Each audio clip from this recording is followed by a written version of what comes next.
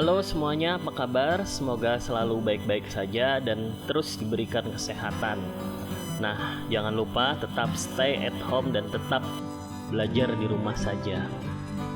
Nah, sekarang kita akan masuk kepada materi perkuliahan lagi tentang pencahayaan di mata kuliah fotografi dan kamera TV ini, guys.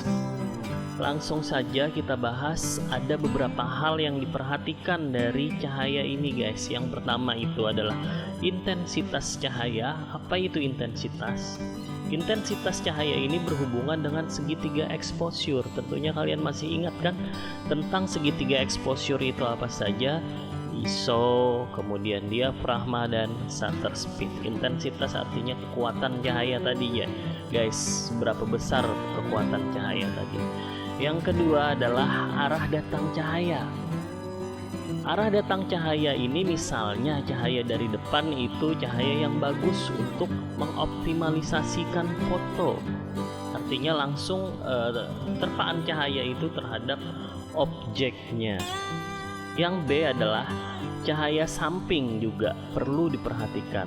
Cahaya yang membuat perubahan pada shadow dan menghasilkan foto yang artistik. Nanti kita lihat ada contohnya cahaya dari samping, bagaimana cahaya itu menembus misalnya datang dari 90 derajat objek. Yang C adalah cahaya belakang yang menghasilkan foto siluet. Nah, ditentukan dengan menjelaskan arah datang cahaya dengan ukuran derajat. Contohnya tadi sudah saya sebutkan dari arah 90 derajat di kanan atau kiri objek. Tujuannya adalah mengetahui dengan akurat arah cahaya dibandingkan dengan objek yang difoto. Artinya di sini menceritakan, fotonya itu menceritakan bahwa ini loh ada cahaya dari samping atau sudut 90 derajat objek tadi. Nah, ini adalah salah satu contohnya arah datang cahaya. Oke, lanjut. Sekarang yang ketiga adalah spektrum cahaya, di mana spektrum cahaya itu kumpulan gelombang atau sinyal cahaya dengan panjang gelombang, artinya memiliki sebuah panjang atau warna yang dapat dikenali oleh mata manusia.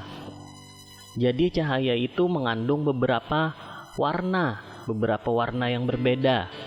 Contoh seperti cahaya pelangi itu namanya dispersi. Ketika spektrum cahaya memiliki dispersi, penguraian warna putih dan dibiaskan menjadi cahaya. Cahaya tersebut adalah cahaya Magico Hibiniu, peristiwa pelangi tadi, guys.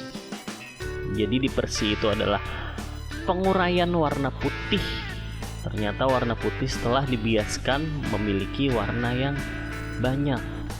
Nah, dan ini adalah ukurannya.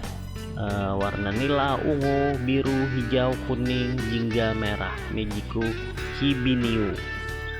Nah, oke, kita lanjutkan lagi. Selain hal-hal yang diperhatikan dari cahaya tadi, juga ada karakteristik cahaya, misalnya keterangannya, brightness-nya. Ada level-level tertentunya, yaitu ada level high, ada normal, dan level yang low. Ini juga ada kesan-kesannya. Yang high itu kesannya adalah terang, kemudian normal itu balance antara terang dan gelap. Kalau yang low kesannya memberikan kesan misterius. Nah, seperti ini yang high, dia itu terang, guys, keseluruhan bisa warna putih atau terang.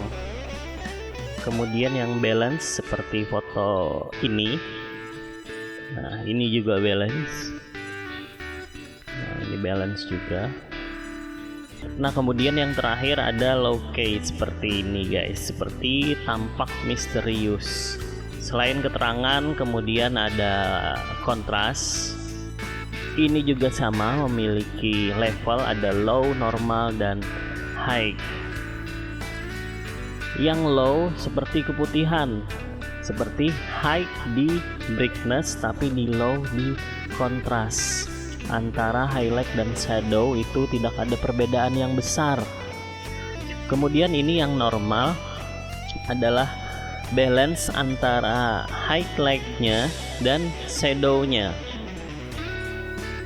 Ini juga termasuk high contrast, tinggi, ada perbedaan bayangan antara bayangan dan cahaya. Juga high. Nah, kemudian kita lanjut lagi setelah mempelajari brightness, kontras, kemudian ada yang namanya teknik dasar pencahayaan lagi. Teknik dasar pencahayaan ini ada beberapa istilah. Yang pertama adalah flat lighting. Bentuk pencahayaan langsung berasal dari arah depan objek sehingga menghasilkan gambar yang berkesan tanpa dimensi. Artinya gambar tersebut datar, guys. Dan kemudian ada yang namanya direct lighting. Cahaya datang dari sumber langsung tanpa hambatan, tanpa dipantulkan, sifatnya keras dan menghasilkan bayangan yang tajam. Cahaya langsung terjadi ketika matahari bersinar dan cahaya tersebut langsung menimpa subjek. Nah, ini contohnya, ada bayangannya, dia direct langsung tanpa ada hambatan apapun. Kalau yang flat tadi datar dia. Kemudian ada yang namanya Rembrandt lighting, meletakkan posisi lampu yang agak tinggi dari objek, dapat diletakkan sebelah kiri atau kanan yang tadi, guys, yang 90 derajat. Penyinaran ini biasanya digunakan oleh fotografer jika ingin menampilkan potret dengan menonjolkan nilai artistik. Tadi namanya Rembrandt lighting. Kemudian yang terakhir adalah rim lighting. Sumber cahaya di belakang objek agak menyamping kiri atau kanan sehingga membentuk cahaya yang mengelilingi di sekitar objek. Artinya terlihat misterius dan artistiknya sangat dapat, guys. Foto-foto nude biasanya ini. Oke, itu saja, sekian dulu. Terima kasih untuk perkuliahan hari ini. Jangan lupa tetap stay at home. Terima kasih. Assalamualaikum warahmatullahi wabarakatuh.